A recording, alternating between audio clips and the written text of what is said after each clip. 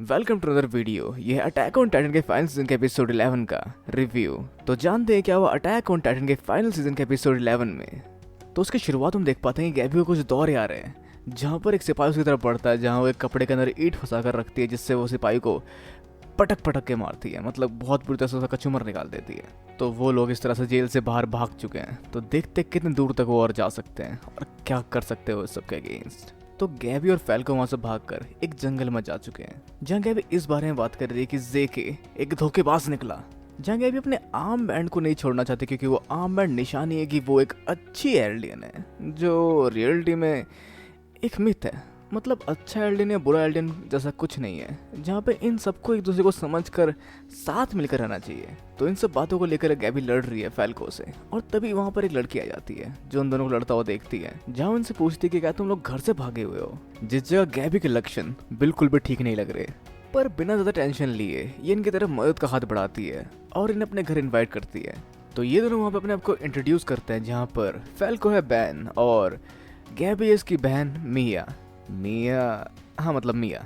पर गैबी इसे हजम नहीं कर पा रही, मतलब इनके लिए लोग राक्षस है और इतने फ्रेंडली कैसे हो सकते हैं। अब इसके अलावा एल्डियन और हिजुरो की मुलाकात देखी जाती है, जहाँ पे लोग बात कर रहे हैं मर्लिन पे हुए अटैक की, जहाँ ये काफी हद तक इन्हें कॉन्ग्रेचुलेट करने आई है उस चीज को लेकर।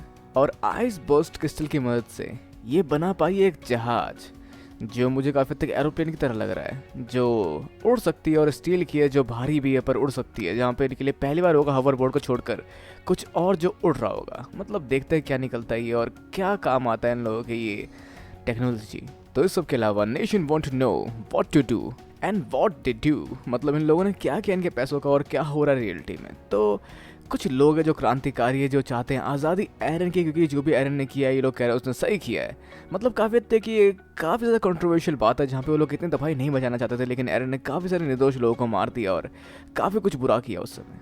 तो एरन को इस वजह से जेल से नहीं छोड़ा जा सकता, जहाँ वो काफ़ी खतरनाक है इस समय, क्योंकि यहाँ तक कि वो किसी के इंस्ट्रक्शन ही फॉलो नहीं कर रहा। तो उन 4 फैंस या फिर सपोर्टर्स को एरन के जेल में डाल दिया जाता है, जिनमें से एक निकलती है मिकासा की फैन गर्ल, जो उसे बचपन से अप्रिशिएट कर रही है। इस सब के अलावा एक फ्लैशबैक हम देख पाते हैं मिकासा की मेमोरी का, जहाँ पे वो एरन को लेकर अपने फ्लैशबैक को देखते हैं, और ये वही मेमोरी होती है जिसकी वजह से शायद वो एरन को पसंद करती है। अब इसके अलावा यहाँ पे वो लोग बात करते हैं जेके की फॉलोअर्स से, मतलब फॉलोअर वाली लड़की से, जो मतलब इससे से ये पूछते हैं कि शायद ये इन्वॉल्व है एरन के इस अजीब बिहेवियर में, मतलब इनकी बातों से कुछ ऐसे लगता है। तो कुछ कंक्लूजन नहीं निकला इनकी बातों का। अब इसके अलावा यहाँ पर गैबी और फैल्को कर रहे हैं काम इनके साथ इनके अस्तबल में, जहाँ पर गैबी के बालों को ज़्यादा पसंद कर लेता है घोड़ा, और उसके बाद ये लोग काम वाम करके थोड़ा थक हार के खाना खाने बैठते हैं, जहाँ बातों में लग जाते हैं कि क्यों इस लड़की की मॉम को मरना पड़ा एक टाइटन के हाथों। जहाँ गैबी का कहना होता है तुम्हारी पाप का नतीजा है, वो पाप जो तुम लोगों ने किया था पूरी दुनिया के साथ। जहाँ वैसे इसने इन्हें फॉलो किया था, तो इनकी बातों से जान पाई कि ये लोग मर्लिन के हैं, और यही वो बात है जो इन्हें मर्ली में सिखाई जाती है, मतलब मर्लिन्स को सिखाई जाती है बेसिकली एल्डियंस के बारे में। तो अब मिया यानी कि गैबी मारनी पड़ती है इस लड़की को, क्योंकि ये इनका सीक्रेट जान चुकी है और जान चुकी है कि ये लोग मर्लिन है, मतलब मर्ली से आए हैं। पर यहाँ फैल्को से रोकता है और उनको बचाते हुए कहते हैं कि यहाँ पर गैबी यानी कि मिया इनसिक्योर अपने भाई को लेकर, क्योंकि उसे लग रहा है यहाँ मैं उसके भाई को उससे अलग कर दूंगी। मतलब ऐसा एक्सक्यूज उसने बाकी लोगों को दिया। अब इसके अलावा ये उन्हें लेकर जाती है उस जगह पर जहाँ उसकी मॉम मर रही थी, मतलब उसको एक टाइटन जिंदा खा रहा था, जहाँ उसकी मॉम पहले चिल्ला रही थी और फिर वो शांत हो गई, जहाँ शायद उस दर्द को वो अंदर अंदर झेल कर बहुत तेज चिल्ला रही होगी, जहाँ ऐसा होते हुए अपनी आंखों से देख रही थी। तो ऐसा क्यों हुआ मेरे मॉम के साथ, जहाँ इस लड़की का सवाल होता है, जहाँ गैबी कहते हैं कि ये सब तुम्हारी करतूत है, तुम्हारी पूर्वजों की करतूत है जो हज़ारों साल पहले उन लोगों ने की है, जिसके वजह से तुम लोगों को सब चीज़ें झेलनी पड़ रही है। मतलब इसमें इन लोगों की गलती है, जहाँ पे इन दोनों का तर्क आपस में ऐसे से टकराता है, जहाँ पर आखिर में जीतती है लड़की, क्योंकि इसका रीज़न होता है कि तब भी हम लोगों को क्यों मरना पड़ा, तुम लोगों को भी नहीं मरना चाहिए, तुम लोग भी ठीक हो, तुम लोग अपने मर्लिन के हिसाब से मर्लिन हो, जिसने अपने हिसाब से जीने का पूरा हक है। पर हमारे राजाओं के 1000 साल पुराने करतूत की सज़ा हमें अभी क्यों भुगतनी पड़ रही है, और ये कहाँ का इंसाफ है, हमें क्यों हमारे साथ ऐसा क्यों हो रहा है। जिसके बाद गैबी काफ़ी तक शांत होते हैं और फैल्को इस चीज़ का जवाब देता है कि ऐसा क्यों हुआ था उस दिन, जैसा कारण था बेर्टोल्ड और राइनर का दीवार में छेद करना, जिसकी वजह से टाइटन अंदर घुस गए और उसकी वजह से उसकी मॉम को जिंदा खाया जाना पड़ा टाइटन के हाथों। तो काया ने इन सब बातों को सुनकर उन्हें माफ़ कर दिया, क्योंकि ये लोग सिर्फ एक मर्लिन है, मतलब मर्लिन के लोग ही तो नॉर्मल, जो जैसे कि ये लोग भी है इस जगह के नॉर्मल निवासी। तो इनकी ये गलती इन सब चीज़ों में, तो इन्हें माफ़ कर दिया, जहाँ पे ये लोग काफ़ी हद तक उनके साथ मिले हुए हैं जो आगे चल के कुछ और तगड़ा करने की सोच सकते हैं, लेकिन उसके बाद भी इसने उन्हें माफ़ कर दिया। तो अब सवाल ये उठता है कि ये काया यहाँ बची कैसे उस टाइटन के हाथों।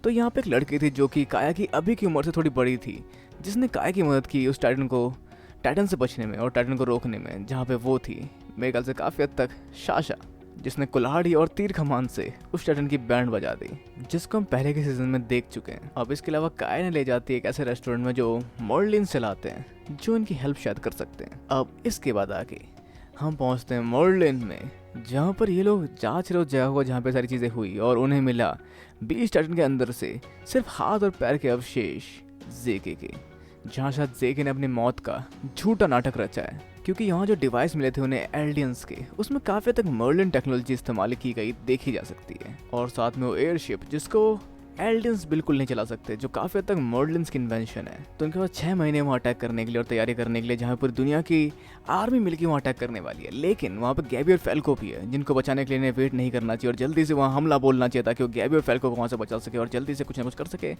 और दुश्मन के कुछ करने से पहले ही कुछ कर सके। तो देखते क्या करते हैं लोग। तो अब जानते हैं क्या हो सकता है अटैक ऑन टाइटन के फाइनल के एपिसोड 12 में। तो उसके प्रीव्यू में देख पाते हैं काफ़ी सारी चीज़ें जो अलग अलग जगह के बारे में बताई जा रही है, जैसे मर्लिन और पैराडाइज आइलैंड के बारे में। तो देखते कौन ज़्यादा सही है और किसका सोचना सही है, और कौन अपनी राह पे अपनी तरह से चलेगा और अपनी तरह से जीत हासिल करेगा, और क्या निकलेगा इन दोनों तरफ की जंगों का नतीजा। और देखते कौन फाइनली जीतता है। और यहाँ पे एक धमाका देखा जा सकता है, जो शायद हो सकता है मर्लिन में हुआ हो या फिर पैराडाइज आइलैंड में। तो इस बारे में आपका क्या सोचना है कि ये धमाका कहाँ हुआ होगा और वैसे आगे क्या हो सकता है। अपने विचार हमें नीचे कमेंट करना बिल्कुल ना भूलें। वीडियो को लाइक शेयर सब्सक्राइब करना भी बिल्कुल ना भूलें। तो मिलते हैं अगले वीडियो में। Sayonara and have a nice day.